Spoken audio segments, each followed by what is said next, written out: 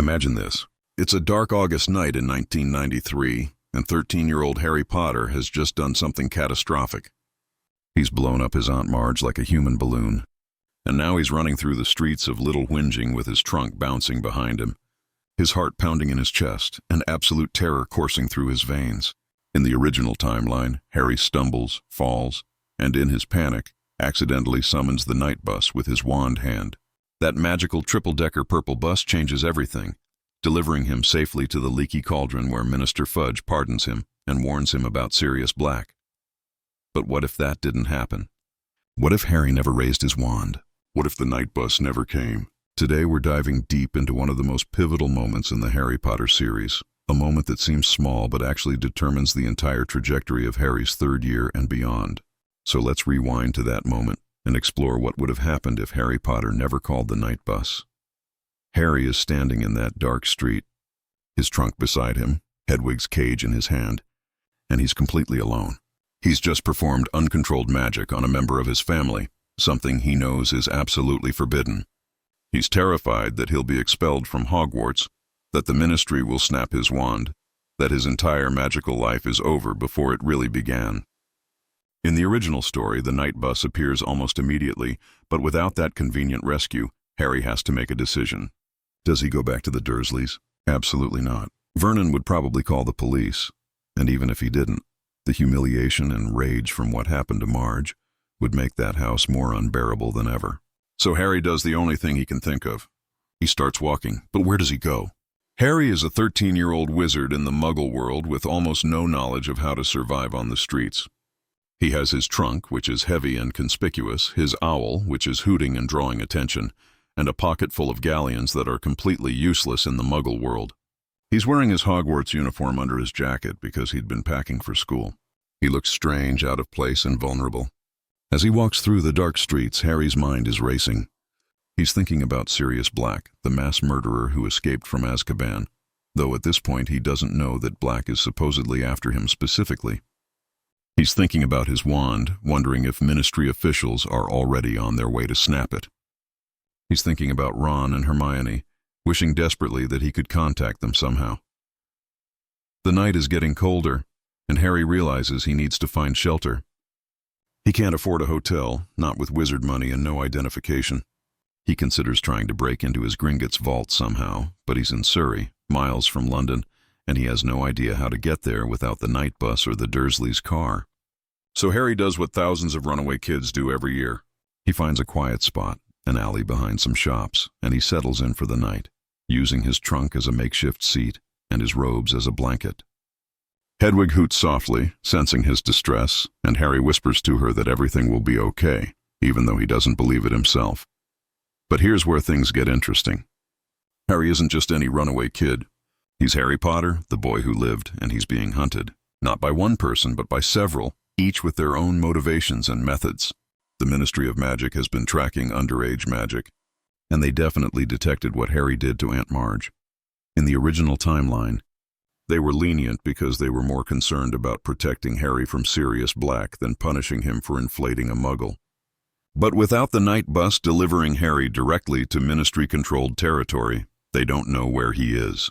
The Trace, that magical monitoring system on underage wizards, can detect when magic is performed, but apparently not the exact location, or else the Ministry would be arresting Muggle-born students' parents every time they did accidental magic. So the Ministry knows Harry did magic, but they don't know exactly where he went. Meanwhile, there's another hunter in the night.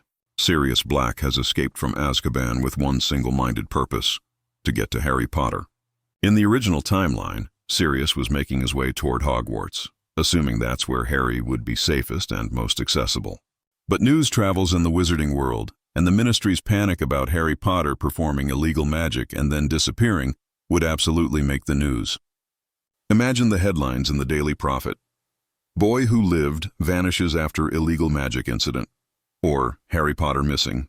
Ministry scrambles to locate young wizard." Sirius would hear about this, and his plans would change immediately. Now we have to consider what Sirius is capable of at this point. He's been in Azkaban for 12 years, subjected to Dementors constantly, surviving only because of his ability to transform into a dog, which somehow protected his mind from the worst of their effects. He's malnourished, probably mentally unstable from the trauma, and he's operating on pure obsession.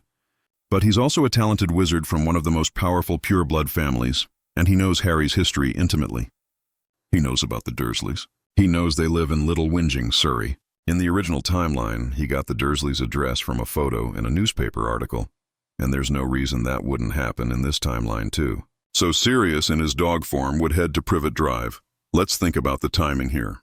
Harry runs away on the same night he blows up Marge. Sirius, even if he hears about Harry's disappearance immediately, wouldn't arrive at Privet Drive until perhaps a day or two later, because he's traveling as a fugitive, avoiding detection, probably stealing food and hiding during daylight. The Ministry, meanwhile, is in absolute chaos. Cornelius Fudge is panicking because the boy who lived, the most famous wizard in Britain, has vanished right when a mass murderer who supposedly wants to kill him is on the loose. They'd send Aurors to Privet Drive immediately, and they'd question the Dursleys. The Dursleys, of course, would be less than helpful. Vernon would be purple with rage, ranting about Harry being a delinquent criminal who assaulted poor Marge. Petunia would be tight-lipped, torn between her resentment of Harry and her fear of what the wizarding world might do to her if something happened to him. Dudley would probably be hiding upstairs, still terrified of wizards after the incident with his pig's tail the previous summer. The Aurors would get very little useful information except that Harry left with his trunk and his owl, heading toward Magnolia Crescent. Now the Ministry has a massive problem. They need to find Harry before Sirius Black does, but they have no idea where he went. They can't track him magically because the trace only alerts them to magic being performed, not to the wizard's location. They could potentially track Hedwig, since owls in the wizarding world can find anyone, but Harry hasn't sent any letters. So the Ministry would have to resort to traditional searching methods, Aurors combing through Muggle neighborhoods, possibly even coordinating with Muggle police under the guise of a missing child case, though they'd have to be careful about maintaining the statute of secrecy. Let's go back to Harry. He's spent a miserable night in that alley, barely sleeping, jumping at every sound, clutching his wand inside his jacket. When morning comes, he's cold, hungry, and desperate. He needs a plan. Harry is smart enough to know he can't survive on the streets indefinitely, and he's probably starting to think more rationally now that the immediate panic has worn off. He considers his options. He could try to get to the Leaky Cauldron in London, where at least he'd be in the wizarding world and could explain his situation.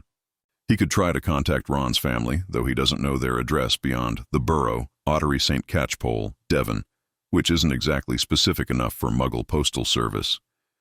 He could try to find Hermione, but he doesn't even know where she lives. The most logical option is to get to London and find the Leaky Cauldron. But Harry has no Muggle money, and he can't exactly walk to London from Surrey. He'd need to figure out public transportation, which he's never used before because the Dursleys certainly never took him anywhere useful. This is where Harry's desperation might lead him to do something uncharacteristic. He might steal, not from a person, but maybe some food from a shop. Or he might try to sell some of his wizarding items to a pawn shop, though they'd probably think his galleons were fake gold coins or props. This version of Harry is being pushed to his limits, forced to make difficult choices that the original Harry never had to face. But before Harry can implement any plan, something happens. He's spotted, not by the Ministry, but by someone far more dangerous and far more tragic. Sirius Black, in his dog form, has been searching the area around Privet Drive, following any lead he can find. Dogs have incredible senses of smell, and Sirius would be able to track Harry's scent from the Dursleys' house. It might take him a day or two, but eventually, that massive black dog would find Harry Potter sitting in an alley, exhausted and afraid. Now this is the crucial moment that changes everything. In the original timeline, Harry first sees Sirius as the Grim, that omen of death, on Magnolia Crescent right before the night bus arrives. He sees the dog for only a moment, and then it's gone. But in this timeline, there's no night bus to interrupt. The dog approaches, and Harry sees it clearly. A massive, skeletal black dog with matted fur and haunted eyes, looking like it hasn't eaten properly in years, staring directly at him with an intensity that's almost human. Harry's first instinct is fear. He reaches for his wand, remembering the Grim from his divination textbook, that omen of death. But something stops him. Maybe it's the dog's eyes, which don't look aggressive but rather desperate and almost pleading. Maybe it's the fact that the dog doesn't attack but just sits there watching him. Maybe Harry, in his own desperation and loneliness, recognizes a kindred spirit. Remember, Harry grew up isolated and unloved, and he's always had a soft spot for underdogs, literal and metaphorical. So instead of hexing the dog or running away, Harry does something that would seem foolish to anyone else but makes perfect sense for his character. He talks to it. "You look about as bad as I feel," Harry might say, and the dog's ears would perk up. Harry would notice how thin the dog is, how it's shaking slightly, how it looks like it's been through hell. And Harry, who hasn't eaten since yesterday afternoon, who spent the night in an alley, who's feeling more alone than he ever has, makes a decision. He shares his food with the dog. Maybe he has some snacks from his trunk, emergency supplies he packed for Hogwarts. He tosses a bit of food to the dog, and the dog eats it ravenously but doesn't come closer, as if it's trying not to scare Harry. This would be the beginning of one of the most important relationships in Harry's life. But it's happening completely differently from the original timeline. Harry doesn't know this is Sirius Black. Sirius, for his part, is experiencing emotions he hasn't felt in 12 years. He's seeing James Potter's son, looking so much like James but with Lily's eyes, and he's overwhelmed. He wants to transform, to reveal himself, to explain everything, but he can't, not yet. If he transforms now, Harry would run or fight, and Sirius would lose his chance to protect him and to explain the truth about Peter Pettigrew. So Sirius stays in his dog form, and an unlikely companionship begins. Harry, who's always wanted a proper pet, who's always felt more comfortable with animals than with most people, starts talking to the dog. He tells it about his problems, about blowing up his aunt, about being afraid of expulsion, about not knowing where to go. The dog listens, its eyes intelligent and understanding in a way that would be remarkable for any normal dog. And slowly, Harry starts to trust it. "You know what?" Harry might say. "I think I'll call you Snuffles, or maybe Padfoot." If he somehow intuitively picks up on the name without knowing its significance. The dog's tail wags slightly, a gesture that's both pathetic and hopeful. And just like that, Harry has a companion, someone he trusts implicitly, without knowing that this creature is actually the man convicted of betraying his parents to Voldemort. But they can't stay in that alley forever. Harry still needs to get to London, to reach the wizarding world, to find help. And now he has a dog with him, which makes everything more complicated. He can't take a bus with a huge stray dog. He can't walk to London. It's more than 20 miles away. So Harry makes another decision. He's going to use magic. Not a big spell. Not something that would bring the ministry down on him immediately, but something practical. He's going to try to apparate. Now, Harry doesn't know how to apparate. He won't learn until his 6th year, and it's illegal for underage wizards anyway. But Harry has done plenty of accidental magic before, including vanishing glass at the zoo and inflating his aunt. When he's desperate, when he needs something badly enough, magic happens. So Harry closes his eyes, holds onto his trunk with one hand and his wand with the other, focuses with all his might on the leaky cauldron, on Diagon Alley, on safety, and he wishes harder than he's ever wished for anything. And something happens. Not proper apparition, but something close. A burst of accidental magic so powerful that it draws the attention of every magical sensor in the area. Harry and the dog vanish from the alley in Surrey and reappear, violently and painfully, in a completely different location. Not the leaky cauldron, because Harry doesn't have enough control for that, but somewhere in London, somewhere closer to the wizarding world. Maybe they appear in Charing Cross Road, just a few blocks from the leaky cauldron's entrance. Maybe they land in a heap in a side street, both of them dizzy and disoriented from the magical transportation. The dog, Sirius, is shocked. He didn't expect Harry to have this level of power, this ability to perform magic so far beyond his training.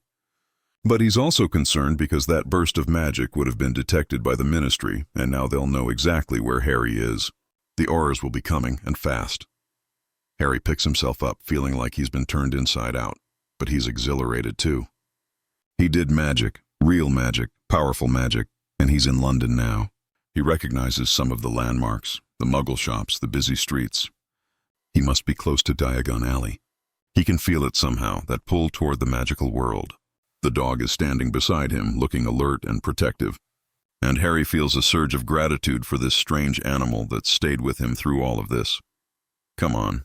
Snuffles," Harry says. "Let's find the leaky cauldron." But before they can move, there's a sharp crack in the air, and suddenly there are people surrounding them. Wizards and witches in the robes of horrors, wands drawn, looking stern and official. Harry's heart sinks. This is it. They're going to snap his wand, expel him, maybe even send him to Azkaban for that incredible burst of illegal magic. The dog growls low in its throat, positioning itself between Harry and the horrors, and Harry instinctively reaches down to touch its head, trying to calm it. Harry Potter, one of the horrors says, and Harry recognizes him as Kingsley Shacklebolt, though he doesn't know him by name yet. We've been looking for you. You're not in trouble, but we need to get you to safety immediately. Please come with us. Harry is confused. Not in trouble? But he blew up his aunt. He performed magic in front of muggles, and he just apparated without a license. Why aren't they arresting him? And then another figure appears, emerging from between two horrors, and Harry's confusion turns to shock. It's Cornelius Fudge, the Minister for Magic himself, looking harried and concerned. My dear boy, Fudge says, bustling forward. Thank goodness you're all right. We've been terribly worried. Sirius Black, you see, he's after you. And when we heard you'd left your relative's house, well, we feared the worst. But you're safe now, that's what matters. Come along, we'll get you sorted out at the ministry. Harry doesn't move. He's trying to process this. They're worried about him. They're not angry about the magic. And this Sirius Black person is after him specifically. The dog presses against Harry's leg, and he can feel it trembling, though whether from fear or rage he can't tell. What about my dog? Harry asks, because even in this moment of crisis, he's not going to abandon an animal that's been loyal to him. The horrors exchange glances. One of them, a woman with short gray hair, shakes her head. That's not your dog, Potter. That's a stray. We need to leave it here. But Harry is stubborn, especially when it comes to protecting those he cares about. He comes with me, or I'm not going anywhere. Fudge looks exasperated, but also somewhat amused. Very well, the dog can come too. We don't have time to argue about this. Dawlish, put a tracking charm on it so it doesn't get lost. Now, Harry, we really must go. And just like that, Harry Potter and Sirius Black, the convicted murderer, are taken into ministry custody together. Sirius, still in his dog form, is beside himself with irony and horror. He's walked right into the ministry's hands, the very place that convicted him without a trial 12 years ago. But he can't transform, can't reveal himself, not yet. If he does, he'll be caught immediately, kissed by a Dementor, and Harry will never learn the truth. So he stays as a dog, and he stays close to Harry, and he waits for his opportunity. At the ministry, Harry is taken to a comfortable office, given food and water, and the dog is allowed to stay with him, much to the obvious disapproval of several officials. Fudge sits down across from Harry and begins to explain the situation. Sirius Black has escaped from Azkaban.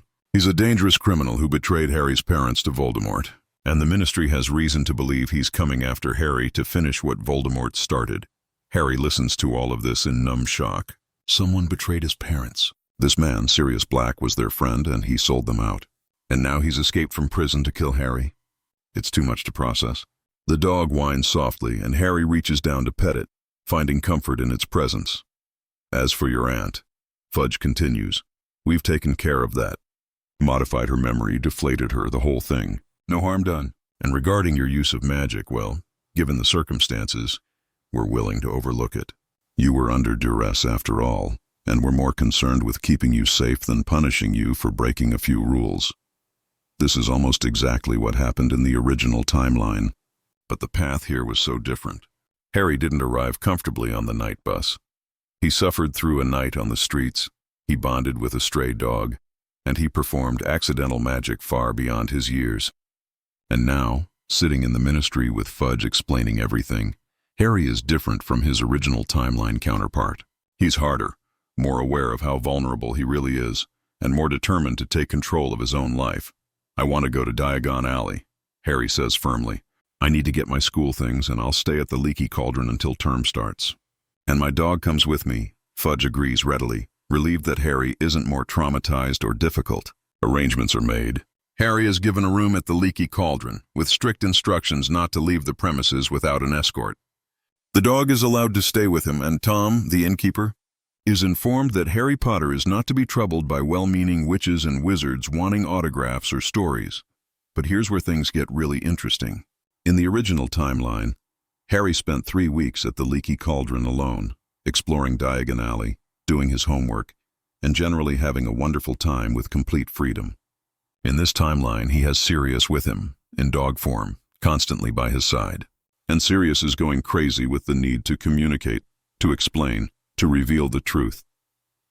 Every day Harry talks to the dog, treating it like the friend he so desperately needs. He tells the dog about his fears regarding Sirius Black, about his questions about his parents' betrayal, about his worries for the upcoming school year. And every day Sirius listens, his heart breaking, knowing that Harry believes him to be a traitor and a murderer. Sirius starts leaving clues.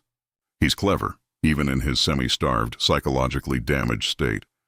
He brings Harry a copy of the Daily Prophet that has an article about Peter Pettigrew, the hero who supposedly died confronting Sirius.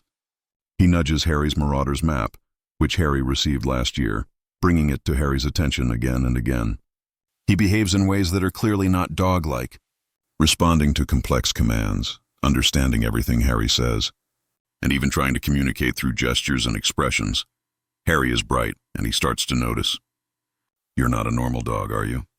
he asks one evening, sitting on his bed at the leaky cauldron with the dog lying beside him. "You understand everything I'm saying. You're too smart to be just a dog." The dog's tail wags and it paws at Harry's chest, right over his heart, then paws at its own chest in the same spot. Harry frowns, trying to understand. The dog does it again, more insistently, and then it moves to the desk where Harry's schoolbooks are piled. It noses at The Monster Book of Monsters, which is currently trying to bite Harry's copy of Unfogging the Future, and then moves to a different book. "One about magical creatures. You want me to look something up?" Harry asks, now completely intrigued. He picks up the book, and the dog, carefully with its nose, flips through pages until it reaches a section on animagi. Harry reads the passage, his eyes widening. "Wizards who can transform into animals," he reads aloud. "Registered with the Ministry. Each animagus has a specific animal form that reflects their inner nature." Harry looks at the dog, really looks at it for the first time with this new understanding. A massive black dog, loyal, protective, clearly intelligent. And the dog is staring back at him with eyes that are definitely unmistakably human. "You're an animagus," Harry whispers. "You're a wizard," the dog barks once, sharply and affirmative. Harry's mind is racing. Who is this wizard? Why are they in dog form? Why are they staying with him? And then a horrible thought occurs to him, one that makes his blood run cold. "Are you Sirius Black?" The dog doesn't respond, doesn't bark or move or give any indication. It just stares at Harry, and in its eyes, Harry sees fear and hope and desperate pleading. Harry should run. He should scream for help.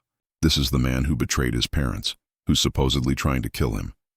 But Harry is also thinking about the last few days, about how this dog has stayed with him, protected him, comforted him, how it could have attacked him at any time but never did, how it brings him things, tries to communicate with him, looks at him with such profound sadness and affection. "If you're Sirius Black," Harry says slowly, "and you wanted to hurt me, you could have done it already. You had plenty of chances. So either you're not black, or you're not trying to hurt me, or I'm making a terrible mistake right now." Harry reaches into his pocket and pulls out his wand. The dog's eyes follow the movement, but it doesn't flinch or run. "I want you to transform," Harry says, his voice steadier than he feels. "I want to see who you really are. And then I want you to explain everything, and it had better be the truth, or I'll hex you and scream for every Auror in London." For a long moment, nothing happens. Then the dog stands, moves to the center of the room, and begins to change. It's Harry's first time seeing a human transformation, and it's both fascinating and disturbing. The dog's form blurs and stretches, growing taller, limbs lengthening, features rearranging, until standing before Harry is a man who looks like he's been through hell. Skeletal thin, with matted black hair that falls past his shoulders, hollow cheeks, and skin stretched tight over his bones. He's wearing filthy rags that might have once been prison clothes.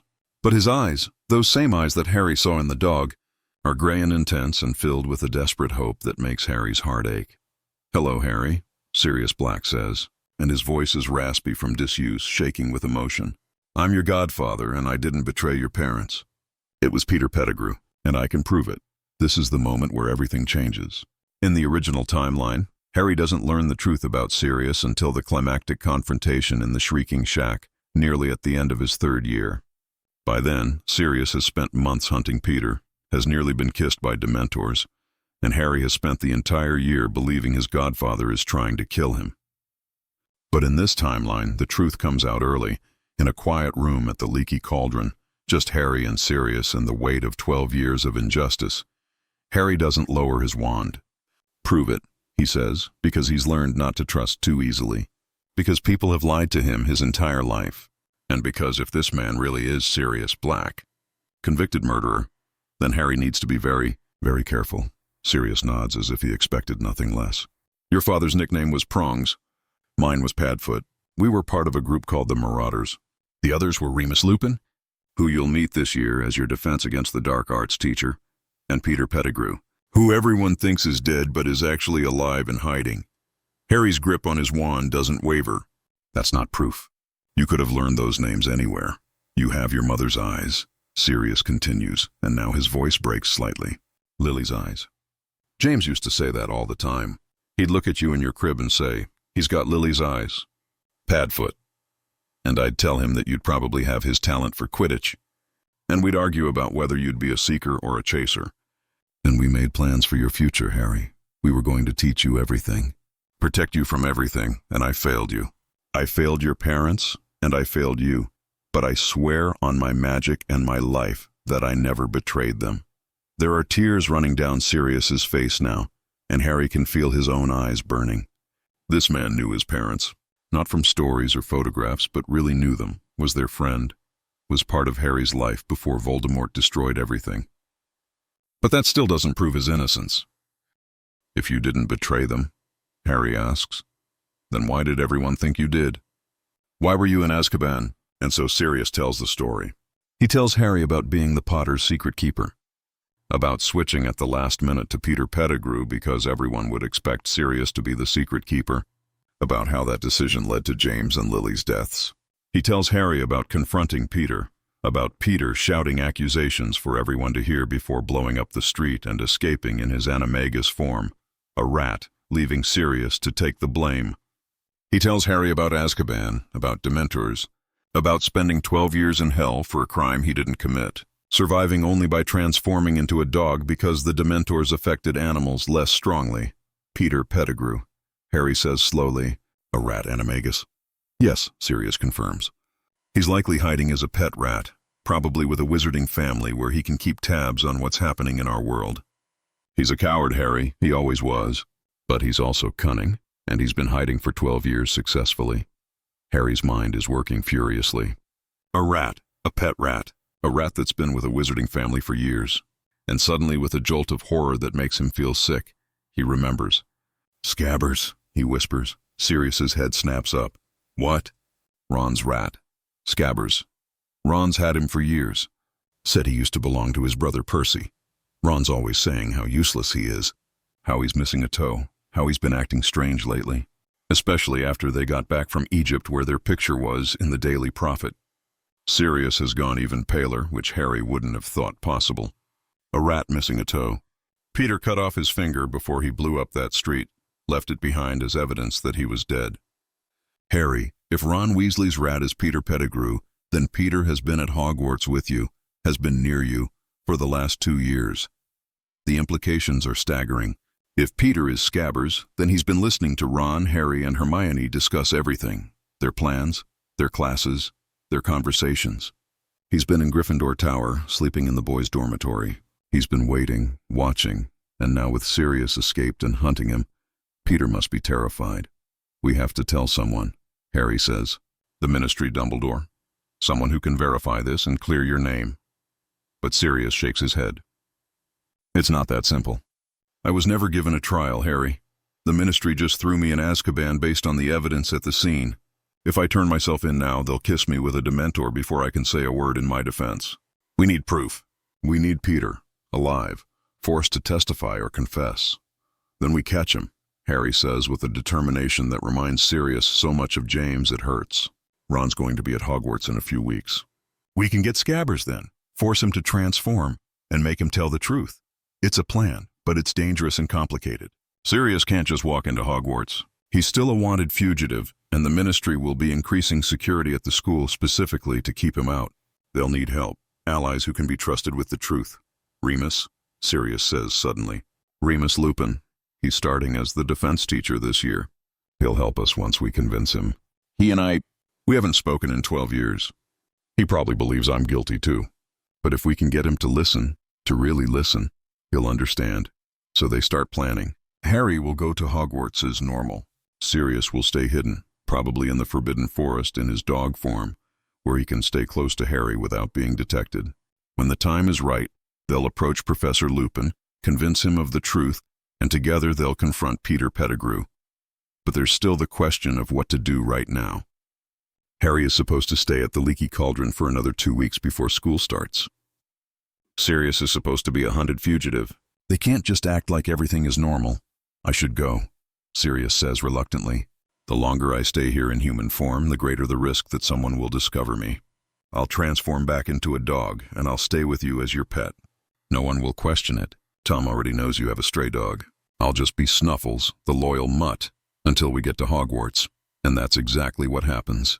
Sirius transforms back into the black dog, and Harry's life continues at the Leaky Cauldron. But everything is different now.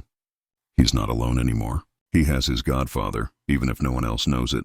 He has someone who knew his parents, who can tell him stories and answer questions and provide the connection to his past that he's always craved. The remaining weeks at the Leaky Cauldron are strange but wonderful. During the day, when Harry is out in Diagon Alley under the watchful eyes of Ministry guards, Sirius stays as a dog, following Harry everywhere, growling at anyone who gets too close. But at night, in the privacy of Harry's room with silencing charms on the door, Sirius transforms, and they talk for hours. Sirius tells Harry everything. About James and Lily's courtship, about the Marauders' pranks at Hogwarts, about Harry's first birthday party where he made a mess with his cake and laughed at everything. He tells Harry about James's parents, Harry's grandparents who died of dragon pox before Harry was born, but who would have loved him so much. He tells Harry about the Order of the Phoenix, about fighting Death Eaters, about the first war against Voldemort. And he tells Harry about the prophecy, or at least what he knows of it, about how Voldemort targeted the Potters specifically. Harry absorbs all of this like someone dying of thirst finding water. For the first time in his life, he has real, detailed information about his parents from someone who actually knew them, not just admired them from a distance or remembered them vaguely. Sirius's stories make James and Lily real in a way they've never been before. Harry learns that his father was arrogant when he was young, but grew into a brave and loyal man. He learns that his mother was brilliant and kind, but also had a temper when provoked. He learns that they were human, flawed, real people who loved each other and loved him desperately. But these conversations aren't just about the past. Harry and Sirius also talk about the present and the future. Harry tells Sirius about his first 2 years at Hogwarts, about the Philosopher's Stone and the Chamber of Secrets, about facing Voldemort twice and surviving. Sirius is horrified by how much danger Harry has been in and furious at Dumbledore for putting him with the Dursleys, for not doing more to protect him. "I should have checked on you," Sirius says one night, his voice thick with guilt. "I should have escaped years ago, made sure you were all right. I knew James and Lily would never have wanted you with Petunia. She always resented Lily for being magical. You couldn't have escaped earlier," Harry points out practically. "You said yourself that you only managed it because you saw Peter in that newspaper photograph, and that gave you the motivation and focus to slip out as a dog. Before that, you were barely surviving. It's true, but it doesn't make Sirius feel any less guilty. He spent 12 years in prison while his godson grew up abused and neglected, and now that they're together, he's determined to make up for lost time. He starts teaching Harry things, practical magic that a third year isn't supposed to know yet, but that Sirius insists Harry needs for his own protection. He teaches Harry about defensive spells, about detecting dark magic, about the importance of constant vigilance. He can't use a wand, since his was presumably snapped when he was sent to Azkaban, but he can demonstrate with wandless magic, simple things that even in his weakened state he can manage. Harry, for his part, is thriving in ways he never has before. He's always been independent out of necessity, but now he has someone who actually cares about him, who wants to teach him, who's proud of him. Sirius's praise means everything to Harry, and he works harder than ever on the magic Sirius shows him. But their time at the Leaky Cauldron can't last forever. Eventually, September 1st arrives, and it's time to go to Hogwarts. Harry boards the Hogwarts Express with his trunk and his owl and his dog, much to the surprise and curiosity of his fellow students. Ron and Hermione find him in a compartment, and there's an awkward reunion because they haven't seen Harry since the Dursleys refused to sign his Hogsmeade permission form, and Harry had his argument with Ron over the phone about Ron's rat. "Harry, where have you been?" Hermione demands. "We heard you ran away from your aunt and uncle's house." "And what's with the dog?" Ron is staring at the massive black dog with suspicion. "That thing's huge." "Is it safe?" Harry has to be careful here. He can't tell them the truth, not yet. Not until they have a plan and can approach Professor Lupin. So he sticks to a version of events that's close to the truth, but omits the crucial details. "I had a problem with my Aunt Marge, had to leave in a hurry. The Ministry found me in London and set me up at the Leaky Cauldron for the rest of the summer. I found this dog, and the Ministry let me keep him. His name's Snuffles." Ron doesn't look entirely convinced, but he's distracted when Hermione pulls out her copy of the Daily Prophet, which has more articles about Sirius Black's escape and the Ministry's continued failure to recapture him. Sirius, lying on the floor of the compartment as a dog, has to listen to everyone discussing what a dangerous murderer he is, how he betrayed the Potters, how he's probably trying to get into Hogwarts to kill Harry Potter. Harry catches Sirius's eye and gives him a subtle look that says, "Ignore it." "We know the truth." Sirius's tail thumps once against the floor in acknowledgement. The train ride is tense for other reasons, too. About halfway to Hogwarts, the train stops unexpectedly, and the temperature drops dramatically. The lights flicker and go out, and everyone's breath becomes visible in the sudden cold. Harry feels a wave of despair wash over him, stronger than anything he's ever felt. And then he sees it, a cloaked figure gliding down the corridor, its face hidden under its hood except for the glimpse of something dead and rotted underneath. A Dementor. The Ministry has sent Dementors to search the Hogwarts Express, looking for Sirius Black. Sirius, still in dog form, presses himself against Harry's legs, shaking violently. Harry realizes with horror that Sirius must be terrified of these creatures, that they represent 12 years of torture and nightmare. And now one is approaching their compartment, drawn perhaps by the strong emotions of the students, or maybe specifically searching for signs of Sirius. The Dementor slides open the compartment door, and the despair intensifies. Harry hears his mother's voice screaming, begging for his life, and he feels himself falling, drowning in the worst memories and emotions of his life. But before he completely loses consciousness, there's a burst of silver light, and the Dementor retreats. Harry comes back to awareness slowly, feeling sick and weak, to find Professor Lupin standing over him, offering him chocolate. "Eat this. You'll feel better," Lupin says kindly, and Harry takes the chocolate with shaking hands. Lupin looks older than Harry expected, worn and shabby, with graying hair and tired eyes. But there's something gentle and trustworthy about him, and Harry understands immediately why Sirius wants to bring him into their confidence. Sirius, still as a dog, is watching Lupin intently. Lupin, for his part, glances at the dog and does a double take. For just a moment his eyes widen in what might be recognition or shock, but then he smooths his expression and turns back to the students, making sure everyone is all right. "That was a Dementor," Lupin explains. "The Ministry has stationed them around Hogwarts and sent them to search the train. They're looking for Sirius Black. They affect people differently, but they're particularly difficult for those who've experienced significant trauma." Harry nods, not trusting himself to speak yet. The chocolate is helping, the warmth spreading through him and pushing back the terrible cold and despair. Ron and Hermione are both pale, and even Neville, who had joined them earlier, looks shaken. But they're recovering, and soon the train is moving again. The Dementors having finished their search without finding any trace of Sirius Black, unaware that he's been sleeping at Harry Potter's feet the entire time. Lupin stays with them for the rest of the journey, and Harry takes the opportunity to observe him. This man was his father's friend, one of the legendary marauders. He fought alongside James and Lily in the war.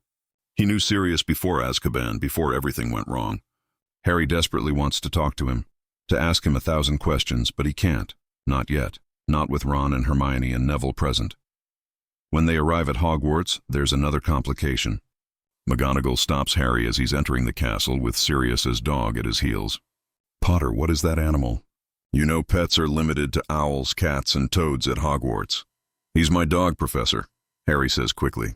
The ministry said I could keep him with me, for protection, because of Sirius Black. McGonagall looks skeptical, but she also looks worried about Harry, which is new and slightly unsettling. Very well, but the dog must be registered with the school, and if it causes any problems, it will have to go. Understood? Harry agrees readily, and he and Sirius make their way to Gryffindor Tower. The other students are fascinated by the huge black dog, some frightened, others trying to pet it. Sirius tolerates the attention with remarkable patience, though Harry can tell he's uncomfortable with so many people around. That night, in the Gryffindor common room, Harry finally has a moment alone with Sirius. Well, alone except for Ron and Hermione, who have cornered him demanding explanations for his mysterious summer and his even more mysterious dog. Harry makes a decision. He can't do this alone, and he trusts Ron and Hermione completely. They've faced death and danger with him before. They deserve to know the truth. I need to tell you something, Harry says quietly, but you have to promise not to freak out, and you absolutely cannot tell anyone else. Not anyone. This is life or death serious. Ron and Hermione exchange worried glances but nod. Harry casts a quick Muffliato spell, something Sirius taught him over the summer, to keep their conversation private. Then he looks at the dog and nods. Sirius transforms. Hermione screams, clapping her hand over her mouth to muffle the sound. Ron goes for his wand, his face white with terror, and Sirius Black, the escaped convict, the supposed murderer, sits in the middle of Gryffindor Tower looking exhausted and resigned. Please don't scream, Harry says urgently. Just listen, please, he's innocent. It's all been a huge mistake. What follows is the fastest explanation Harry has ever given. Rushing through the story of the Secret Keeper switch, Peter Pettigrew's betrayal, and Sirius's wrongful imprisonment. Ron and Hermione listen in stunned silence, their wands still drawn but wavering as Harry's story continues. And the proof, Harry finishes, is Scabbers. You're rat, Ron, he's Peter Pettigrew. He's been an animagus this whole time, hiding in plain sight. Ron looks at Harry like he's lost his mind. Scabbers? My rubbish rat is a Death Eater? Harry, that's mad. Scabbers is just a rat. But Hermione is thinking, her brilliant mind working through the evidence. How old is Scabbers, Ron? You said he used to be Percy's. That means he's at least 12 years old, probably older. Rats don't live that long, not normal rats. And you said he's been acting strange, trying to escape ever since your family got back from Egypt. The photograph, Sirius says, speaking for the first time, and his voice makes Ron and Hermione jump. Peter saw his name in the Daily Prophet, realized I'd escaped, and knew I'd be coming for him. He's been trying to run ever since. Ron looks down at his pocket, where Scabbers is presumably sleeping, with a mixture of horror and disbelief. But he's missing a toe. That's not unusual for a rat, is it? Peter cut off his own finger before he blew up that street, Sirius explains. It was all he left behind, that finger and 12 dead muggles. Everyone assumed I'd vaporized him along with the others. The missing toe is proof, Ron. It's Peter's missing finger. The evidence is adding up, and even Ron can't deny that it makes a horrible kind of sense. So what do we do? He asks. Go to Dumbledore? We need Professor Lupin, Harry says. He was one of the Marauders, too. He knew everyone involved. If we can convince him, he can help us force Peter to reveal himself and testify. But approaching Lupin isn't something they can do immediately. They need to be careful, to find the right time and place where they won't be interrupted or overheard. For now, they agree to act normal, to wait for the right opportunity. Ron agrees reluctantly to keep Scabbers close and not let him escape. Hermione insists on researching everything she can find about Animagi, Peter Pettigrew, and the trial, or rather the lack of trial, that sent Sirius to Azkaban. Sirius transforms back into a dog, and the four of them, 3 students and a disguised fugitive, sit together in the Gryffindor common room planning their next move. It's a strange echo of the Marauders, a new generation taking up the fight against injustice and betrayal. The first week of classes is strange for everyone involved. Harry attends his lessons with Sirius's dog often following him, which the teachers tolerate only because of the supposed threat from Sirius Black, not knowing the irony of the situation. Professor Lupin's defense against the dark arts classes are excellent, engaging and practical in ways that neither Quirrell nor Lockhart managed. But Harry notices that Lupin often looks at him with concern and curiosity. and that his gaze sometimes lingers on the black dog with an expression that's difficult to read. The breakthrough comes after the second week, during a private lesson that Lupin offers Harry to help him defend against Dementors. Harry had mentioned his severe reaction to the Dementor on the train, and Lupin had immediately offered to teach him the Patronus charm, despite it being advanced magic far beyond third-year level. They meet in Lupin's office in the evening, and Harry brings Sirius with him, claiming the dog helps him feel safer. Lupin accepts this without comment, though Harry notices him watching the dog carefully. After an hour of attempting the Patronus charm, with Harry managing only weak wisps of silver vapor, Lupin calls for a break. "Harry," Lupin says carefully, sitting down across from him, "I need to ask you something, and I need you to be completely honest with me. That dog, where did you really find it?" Harry's heart races. This is it, the moment they've been waiting for. He looks at Sirius, who's lying by the door, and Sirius gives a subtle nod of his head. "Professor," Harry says slowly, "if I tell you something completely unbelievable, something that might sound insane, would you listen to the whole story before deciding I've lost my mind?" Lupin's expression becomes guarded. "I would.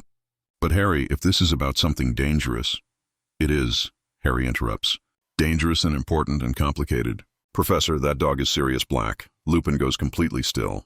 For a long moment he doesn't move, doesn't speak, doesn't even seem to breathe. Then he's on his feet, wand drawn, aimed at the dog. "Get back, Harry, get behind me." "That's not possible. Sirius can't be here. This is some kind of trick," but Harry doesn't move. "It's not a trick, Professor. He's been with me since August. He's innocent. Peter Pettigrew betrayed my parents, not Sirius. Peter is still alive, and we can prove it." Lupin's wand doesn't waver, but Harry can see the conflict in his eyes. "Harry, Sirius was convicted of murder. He killed Peter and 12 muggles. I know it's hard to accept that someone your parents trusted could do something so terrible, but he never got a trial." Harry interrupts. "Professor, please, just let him explain. If you still think he's guilty after you hear everything, then turn him in. But at least listen." Sirius stands and Lupin's grip on his wand tightens. "Don't move," he warns, but his voice shakes slightly. Sirius transforms, and suddenly it's not a dog standing there, but a man. Thin and ragged, but unmistakably Sirius Black. Lupin's face goes through a series of expressions. Shock, fear, anger, and then something that might be hope. "Hello, Mooney," Sirius says quietly, using Lupin's old nickname, and his voice breaks on the words. "It's been a long time." Lupin's wand lowers slightly, almost against his will. "Sirius, what? How?" "I didn't betray them, Remus," Sirius says, and tears are streaming down his face now. "I swear on my life, on my magic, on everything I hold dear. I didn't betray James and Lily. It was Peter. It was always Peter." And then Sirius tells the story again. Everything from the secret keeper switch to Peter's escape to his 12 years in Azkaban. Lupin listens, and Harry watches the professor's face carefully, seeing belief warring with doubt, hope fighting against the pain of 12 years of grief and betrayal. "Peter's alive?" Lupin finally asks, his voice barely a whisper. "You're certain?" "He's Ron Weasley's rat," Harry says. "Scabbers. Ron's had him for years, and he's missing a toe. The timing matches perfectly. After Sirius escaped, Scabbers started trying to run away. It all fits, Professor." Lupin sinks into his chair, his wand finally lowering completely. "If this is true, if Peter really is alive and Sirius really is innocent, then I've spent 12 years believing that one of my best friends murdered my other best friends.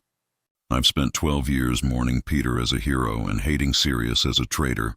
And if you're lying, if this is some elaborate trick, it's not," Sirius insists. "Remus, you know me. You've known me since we were 11 years old. Do you really believe I could have done what they said I did? Do you really believe I could have hurt James and Lily?" Lupin looks at Sirius for a long time, really looks at him, seeing past the years of suffering to the person underneath. "No," he finally says. "No, I don't believe you could. But I need proof, Sirius. We need Peter, alive and confessing, or this will never end. We have a plan," Harry says eagerly. "Ron has Scabbers. We can force him to transform, make him confess in front of witnesses. But we need your help, Professor.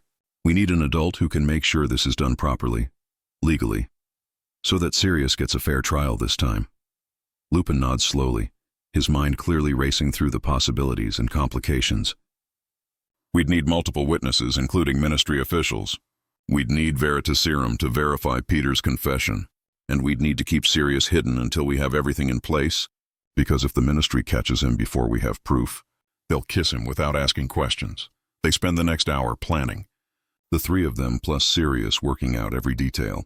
Ron and Hermione are brought in, with Ron carrying a frantically squeaking Scabbers, who seems to sense that something terrible is about to happen. Hermione has brought stacks of books about trials, legal procedures, and animagus registration records, ready to help build their case.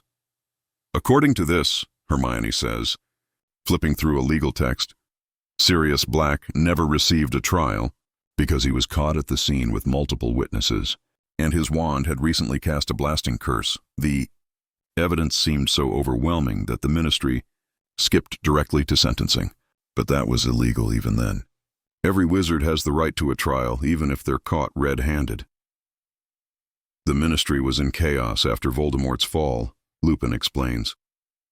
Barty Crouch was the head of magical law enforcement at the time, and he was taking a very hard line against suspected Death Eaters. Due process was often overlooked in favor of quick justice. Sirius wasn't the only one who suffered from that approach, but he's one of the few who was completely innocent. They decide to act quickly, before Peter can escape or before someone discovers Sirius's presence at Hogwarts. Lupin agrees to contact the ministry, specifically Amelia Bones, the head of the Department of Magical Law Enforcement, who has a reputation for fairness and by-the-book procedures. He'll tell her that he has information about Sirius Black's case, that there may have been a miscarriage of justice, and that he has evidence that needs to be examined under secure conditions. 3 days later, Amelia Bones arrives at Hogwarts along with several Aurors and an official from the Wizengamot. They meet in Dumbledore's office, where the headmaster has agreed to provide a secure location for what promises to be either a revelation or an embarrassment for the ministry. Dumbledore himself seems cautiously intrigued by Lupin's claims, though he's been careful not to commit himself to either belief or skepticism until he sees the evidence. The meeting is tense from the start. Bones is a stern woman with a monocle and short gray hair, and she makes it clear that she doesn't appreciate having her time wasted with conspiracy theories about closed cases. Professor Lupin, you claim to have evidence that Sirius Black is innocent of the crimes for which he was imprisoned. This is an extraordinary claim, and I expect extraordinary evidence. I have that evidence, Lupin says calmly. He gestures to Ron, who steps forward holding Scabbers, the rat struggling desperately in his grip. This rat is an unregistered animagus named Peter Pettigrew, who has been presumed dead for 12 years, but has actually been in hiding as a pet. The Aurors exchange skeptical glances, and Bones's expression doesn't change. That's a very specific claim, Professor. How exactly do you propose to prove it? Force him to transform, Lupin says. Animagi can be forced back to human form with the proper spell. If this rat is just a rat, nothing will happen. If it's Peter Pettigrew, you'll have a man who's been hiding from justice for over a decade, and who can explain exactly what happened the night the Potters died. Bones considers this. Very well, but I warn you, if this is a hoax or some misguided attempt to help Black escape justice, there will be serious consequences. She nods to one of the Aurors, a tall wizard with graying red hair. Dawlish performed the reversal. Dawlish steps forward, raises his wand, and casts the spell that forces an animagus transformation. For a moment, nothing happens, and Harry's heart sinks. What if they're wrong? What if Scabbers is just a rat after all, and they've exposed Sirius for nothing? But then the rat begins to change, swelling and distorting. And suddenly where Ron was holding a rat, he's now holding the arm of a very small, very dirty man. Ron yelps and drops him. And Peter Pettigrew sprawls on the floor of Dumbledore's office, looking around with the same frantic, trapped expression he wore as a rat. He's balding, with a pointed nose and watery eyes, wearing tattered robes that haven't fit him properly in years. He looks at the assembled wizards and witches, sees the Aurors with their wands drawn, and begins to whimper. No, you don't understand. I had to hide. He was going to kill me. Bones's face has gone pale with shock, but her voice is steady. Peter Pettigrew, you were declared dead 12 years ago. You'd better have a very good explanation for why you've been living as a rat while Sirius Black rotted in Azkaban for your murder. Peter's eyes dart around the room, looking for an escape, but there's nowhere to go. The Aurors have surrounded him, wands ready. "It wasn't me," he squeaks. "It was all Sirius. He was the secret keeper. He betrayed James and Lily. I tried to stop him." "That's a lie," a new voice says, and Sirius steps out from behind a screen where he's been hidden, causing several Aurors to curse and raise their wands. "Peter, you cowardly rat, you're going to tell them the truth." The office erupts into chaos. Aurors are shouting spells, trying to stun Sirius. Bones is demanding order. Dumbledore has risen from his chair, his own wand out. But before anyone can cast anything, Lupin steps between Sirius and the Aurors, his hands raised. "Wait. This is exactly why we did this here, under these conditions. Peter is alive. He's been alive this entire time. That means the eyewitness testimony that convicted Sirius was based on a false premise. Peter accused Sirius publicly and then faked his own death. But Sirius never got a trial to defend himself or to question Peter's account. If Sirius had really been guilty, why would Peter need to fake his death and hide for 12 years? Bones is a fair woman, and despite her shock, she's listening. "Stand down," she orders the Aurors. To Sirius, she says, "Don't move. Don't cast any spells. If you're truly innocent, you'll get your trial now properly this time. But if you try to escape or attack anyone, my Aurors will stun you." Sirius nods, his hands raised in surrender. "That's all I want. A chance to tell my side of the story under Veritaserum with Peter doing the same. Let the truth speak for itself." What follows is one of the most intense interrogations in Ministry history. Both Sirius and Peter are given Veritaserum, the truth serum that makes lying impossible. Peter goes first, and under the serum's influence, he confesses everything. He admits to being the secret keeper. He admits to passing the information to Voldemort. He admits to staging his own death and framing Sirius. And he explains why. He was always the weakest of the Marauders. Always afraid, and when Voldemort came calling, he didn't have the courage to refuse. "I didn't want to," Peter says, his voice flat and emotionless under the Veritaserum. "But the Dark Lord was so powerful, and they were going to lose. I thought if I helped him, he'd spare me. And they said they'd make me secret keeper at the last minute, and I thought it was clever. I thought no one would suspect me." "And after you betrayed them?" Bones asks, her voice hard. "After Lily and James Potter were murdered because of your information?" "I panicked. I knew Sirius would come after me. He'd know it was me. So I waited in a crowded street, and when he found me, I accused him loudly so everyone would hear. Then I cut off my finger, blew up the street with a curse I'd already cast behind my back, and transformed. I escaped through the sewers while everyone thought I was dead." It was brilliant, really. There's no pride in his voice as he says this, just the flat recitation of facts that the Veritaserum compels. But the confession is damning, and everyone in the room knows it. When Sirius takes the Veritaserum, his story matches Peter's in every important detail. He confirms that Peter was the secret keeper, that he found Peter in that street, that Peter framed him before he could say a word in his own defense. "I went after him because I knew he was the only one who could have betrayed them," Sirius says under the serum. "I was so angry, so focused on making him pay, that I didn't think about how it would look. I should have gone straight to Dumbledore or the Ministry, should have explained everything before confronting Peter. But I wasn't thinking clearly. I just lost my best friends, just lost everything that mattered. And Peter used that against me. By the time both interrogations are complete, there's no doubt in anyone's mind about what really happened. The evidence is overwhelming, the confessions are verified, and Amelia Bones has no choice but to act. Peter Pettigrew is arrested immediately, charged with betraying the Potters, with murder, with aiding Voldemort, and with multiple counts of conspiracy and fraud. Sirius Black is officially cleared of all charges, his conviction overturned, and an apology issued on behalf of the Ministry for his wrongful imprisonment. The news breaks across the wizarding world like a thunderclap. The Daily Prophet runs massive headlines. "Innocent man, freed after 12 years in Azkaban." And Peter Pettigrew alive, real traitor. Caught. Rita Skeeter writes breathless articles about the greatest miscarriage of justice in modern wizarding history.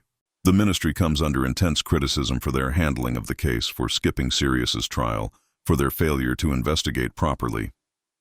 Cornelius Fudge gives press conferences trying to save face, claiming the Ministry acted appropriately given the circumstances, but pledging reforms to prevent similar mistakes in the future. For Harry, the changes are immediate and profound. Sirius is free, truly free, able to walk around in human form without fear of being captured or killed. The Ministry not only clears Sirius's name, but awards him compensation for his years of wrongful imprisonment, and the Black family fortune, which had been frozen, is released back to him. Sirius is officially recognized as Harry's godfather and begins the legal process of claiming guardianship. The Dursleys are horrified when they receive the notice that Harry will no longer be living with them after the school year ends. Petunia protests, not because she wants Harry to stay, but because she resents having decisions made for her by wizards. But there's nothing she can do. Sirius Black, war hero and wrongly convicted prisoner, has every right to take custody of his godson, and the wizarding world supports him completely. At Hogwarts, Sirius becomes a regular presence, though he mostly stays in Lupin's quarters or visits Harry in ways that don't disrupt classes too much. He's regaining his strength, both physical and mental, eating properly for the first time in years, and working through the trauma of Azkaban with mind healers from St. Mungo's. He's different from the young man in the photographs Harry has seen, harder and sadder with scars both visible and invisible. But he's also kind and funny and fierce in his love for Harry, and Harry finds himself feeling safer and happier than he ever has before. The impact on the rest of Harry's third year is substantial. Without the constant threat of Sirius Black the murderer, the security around Hogwarts is relaxed. The Dementors are removed from the grounds, which makes everyone breathe easier. Professor Lupin continues teaching defense against the dark arts brilliantly, and with Sirius's help, Harry masters the Patronus charm by Christmas, producing a full corporeal Patronus in the form of a stag like his father's animagus form. Ron is traumatized by the discovery that his pet was actually a middle-aged man who'd been sleeping in his dormitory for years, and he refuses to get another pet for months. Hermione is vindicated in her belief that Harry's instincts about people are usually correct, and she throws herself into researching legal reforms that could prevent future cases like Sirius's. And the trio's bond becomes even stronger, having been through yet another impossible situation together. But perhaps the most significant change is in Harry himself. For the first time in his life, he has family. Not just blood relatives who tolerate him, but someone who chose to love him, who fought for him, who wants him. Sirius may be damaged and still healing, but he's Harry's, and Harry is his. They're a family, imperfect and unconventional, but real.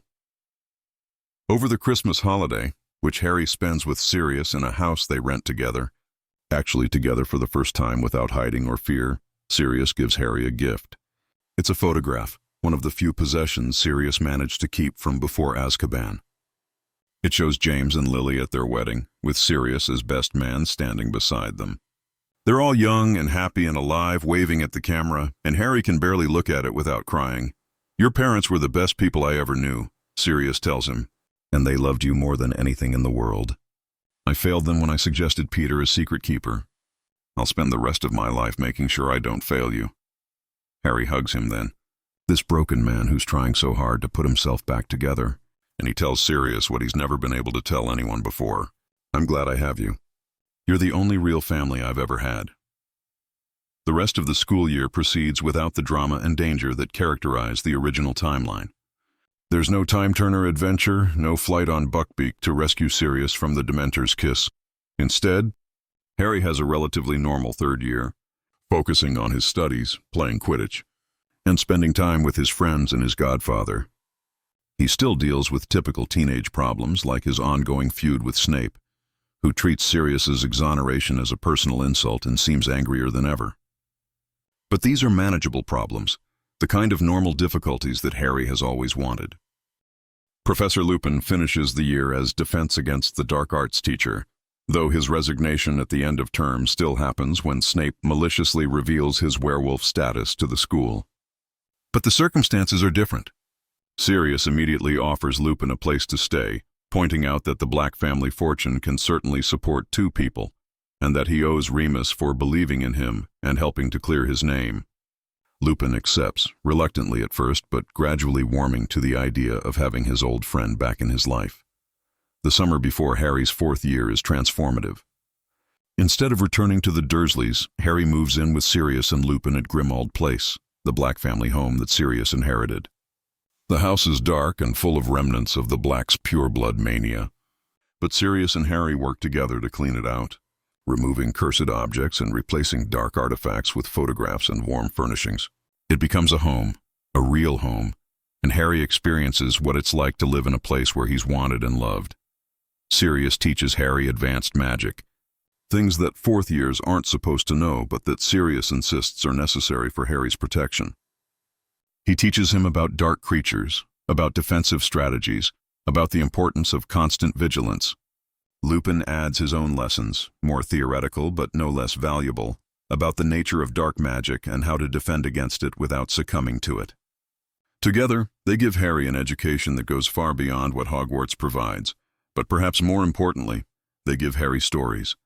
Every night over dinner, Sirius and Lupin share memories of James and Lily, of the Marauders, of the First War against Voldemort.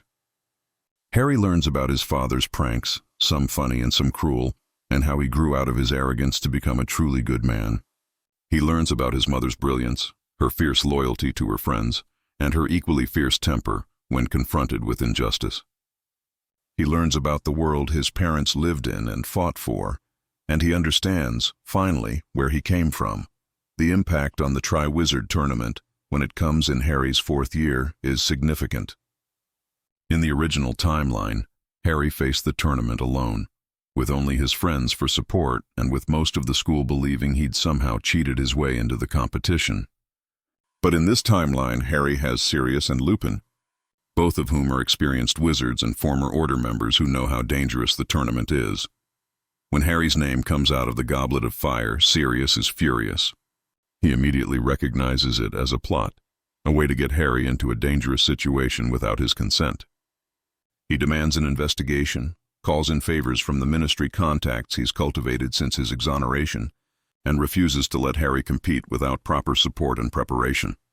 This is exactly the kind of thing Voldemort would do, Sirius says to Dumbledore in a tense meeting in the headmaster's office.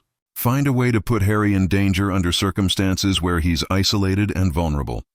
Someone put his name in that goblet, and whoever did it wants him dead or wants to use him for something. We need to find out who and why. Dumbledore agrees, though he points out that the magical contract created by the goblet is binding and cannot be broken without killing Harry. Harry must compete, but he doesn't have to do it alone. Sirius immediately takes a leave from his new position at the ministry, where he's been working to reform Azkaban and advocate for prisoners' rights, and moves back to Hogwarts to help Harry prepare. Lupin does the same, putting aside his freelance curse-breaking work to be there for Harry. Together, they train him for the tournament tasks, teaching him spells and strategies that give him a real chance of survival.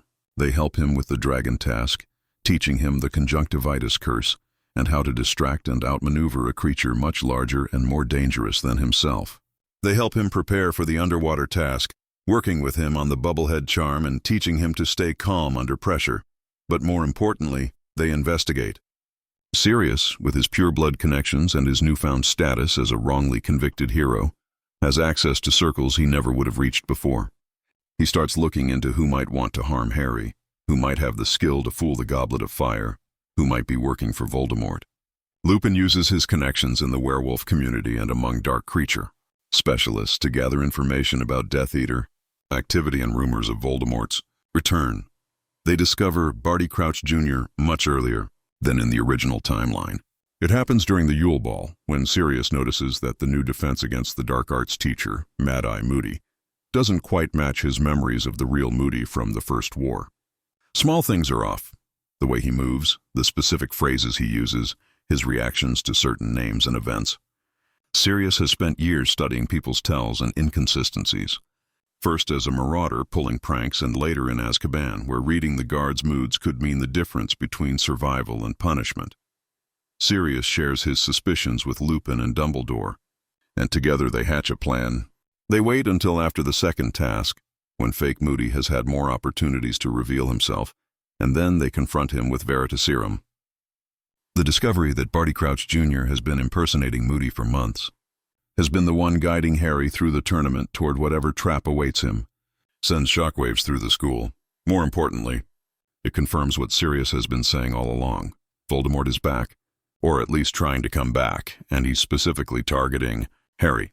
The interrogation of Crouch Jr. reveals the plan, the Triwizard Cup, has been turned into a port key that will transport Harry to a graveyard where Voldemort waits in a rudimentary body, ready to use Harry's blood in a resurrection ritual. With this knowledge, Dumbledore and Sirius can prepare. They can't prevent Harry from competing in the third task without breaking the magical contract and killing him, but they can be ready to follow him through the portkey, can have Aurors standing by, can turn Voldemort's trap into an ambush of their own. It's risky, incredibly dangerous, but it's better than letting Harry face Voldemort alone and unprepared. The third task proceeds, and Harry makes his way through the maze with the knowledge that whatever waits at the end, he won't be facing it alone. When he touches the cup along with Cedric Diggory, they're both transported to the graveyard. But moments later, there's another crack of apparition, and Sirius and Dumbledore appear, having followed the portkey signature. What happens next is chaos. Voldemort is there in his rudimentary form with Wormtail and several Death Eaters. They expected Harry alone, vulnerable and easy to capture. Instead, they face Harry, Cedric, Sirius Black, and Albus Dumbledore. The fight that follows is brutal and brief. Dumbledore, widely acknowledged as the only wizard Voldemort ever feared, faces off against the Dark Lord while Sirius protects the boys and fights the Death Eaters. Voldemort realizes quickly that he's at a disadvantage. He's not at full strength. His followers are outnumbered and outmatched, and Dumbledore is pressing him hard.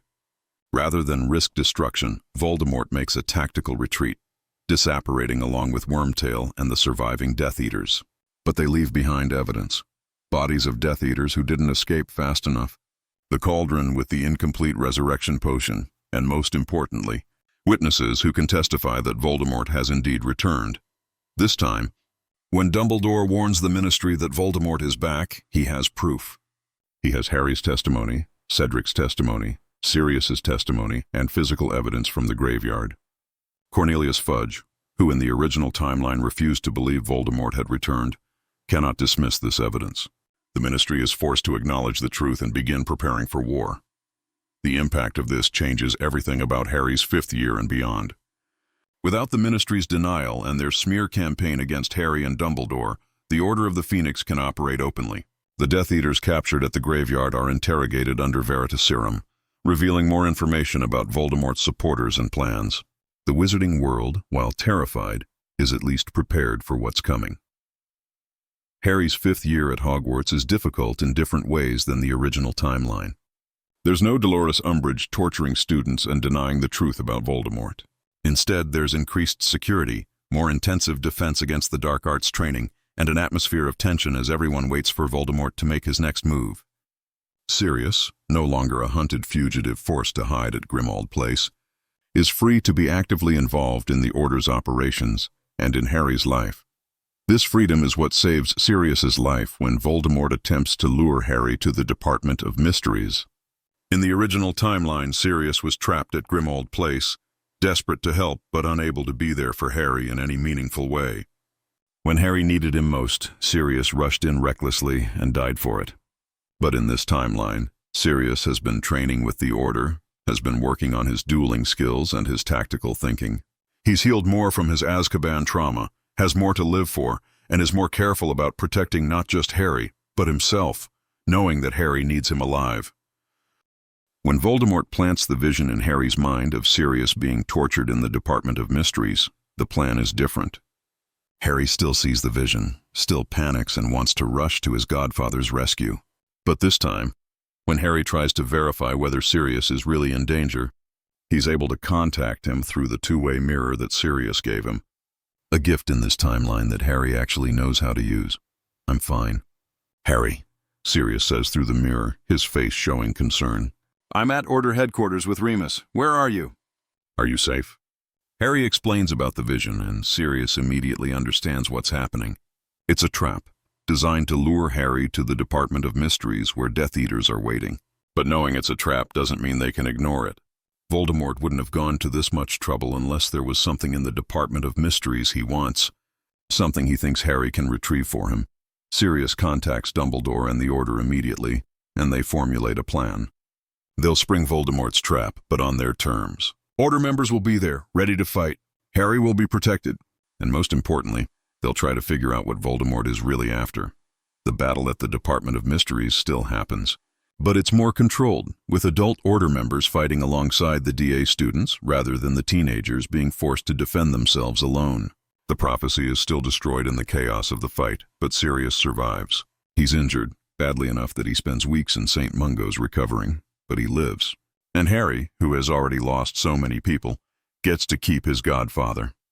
The discovery of the prophecy's contents still affects Harry deeply.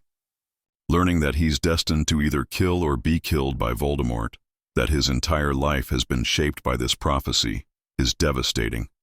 But having Sirius there to talk him through it, to remind him that prophecies only have power if people believe in them, helps. Having a family, people who love him unconditionally and who will fight beside him, makes the burden of the prophecy bearable. Harry's 6th year is focused on preparation for the inevitable final confrontation with Voldemort. Dumbledore still takes Harry on the journey to discover Voldemort's Horcruxes, but this time Sirius comes too. They visit the cave together, the three of them, and when Dumbledore must drink the potion protecting the locket Horcrux, Sirius is there to help, to share the burden.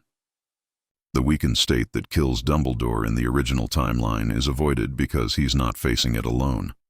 They return to Hogwarts with the locket, only to discover it's a fake, just like in the original timeline.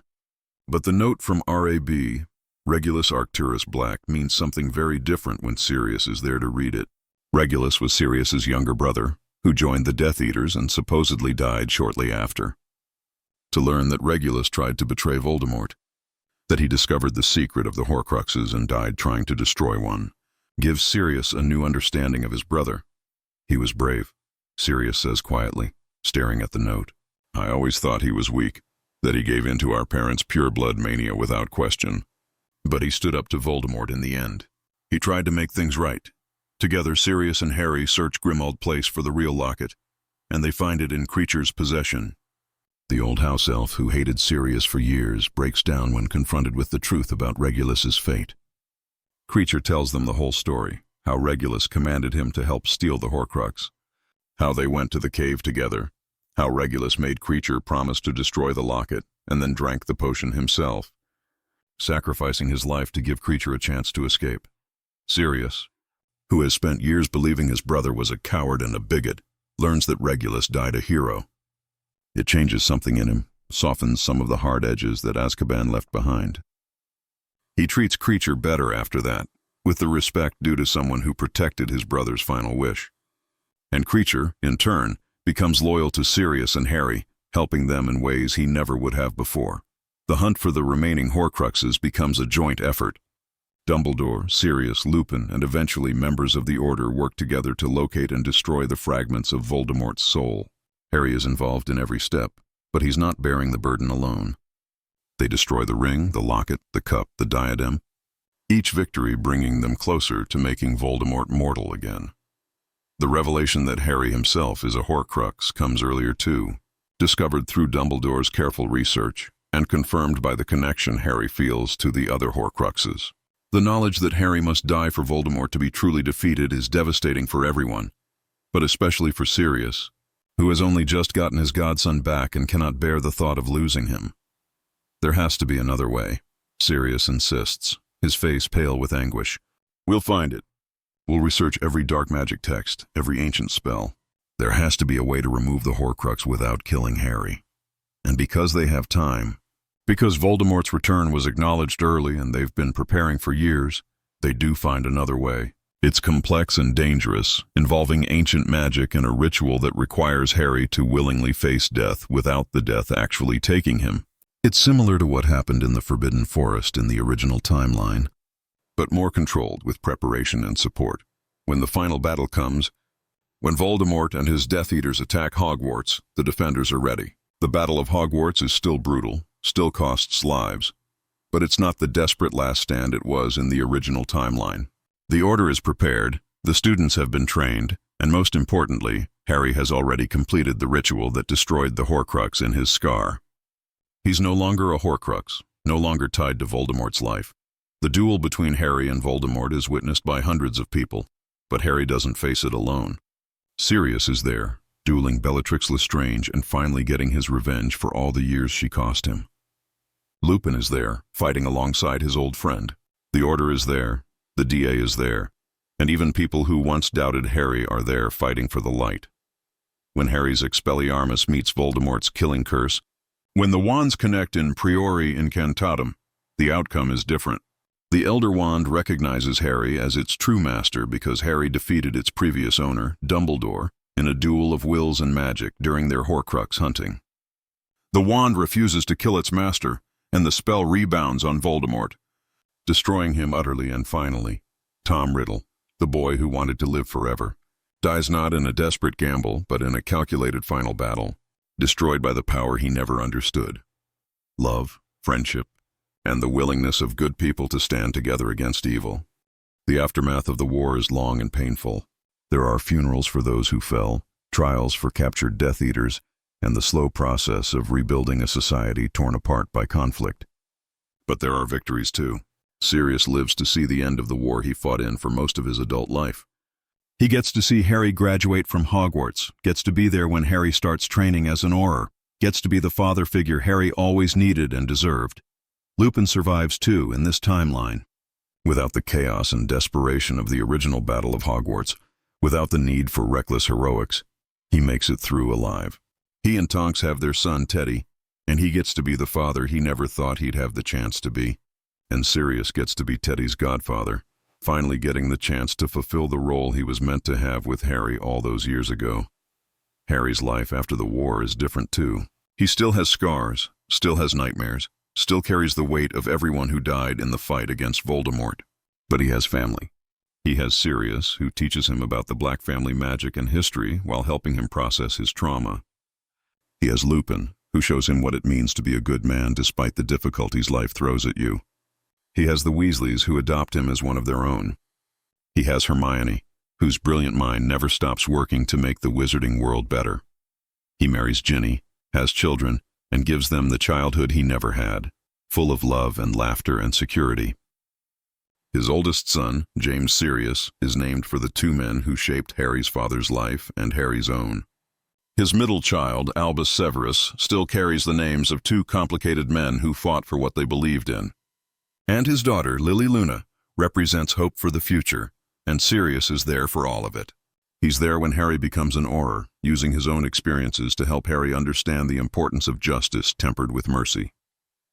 He's there when Harry's children are born, holding them with a wonder that comes from never expecting to have this kind of joy in his life. He's there for birthdays and holidays and ordinary Tuesday dinners, being the grandfather figure Harry's children adore, and the father figure Harry needed for so long. On the anniversary of the final battle, 20 years later, Harry and Sirius visit the memorial to the fallen at Hogwarts.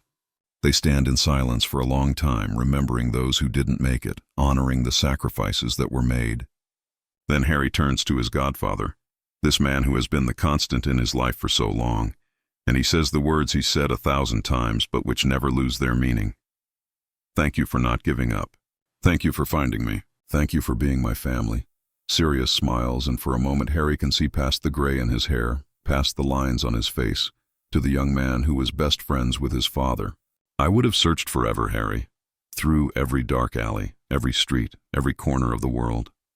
You're my godson, my family, and nothing would have stopped me from finding you. And that's the real difference this alternate timeline makes. Not just the changed events, not just the lives saved and the battles won differently, but the fundamental truth that Harry Potter never had to face any of it alone. Because in this world, where he never called the night bus, where he wandered the streets until a black dog found him, Harry learned earlier and more deeply what it means to have family. He learned that love is not just a protection against dark magic, but a strength that makes every burden lighter and every victory sweeter. So what if Harry Potter never called the night bus? He would have found something even more valuable than a ride to safety. He would have found his godfather, his family, and the understanding that no matter how dark the path ahead seems, he never has to walk it alone. And in the end, that makes all the difference.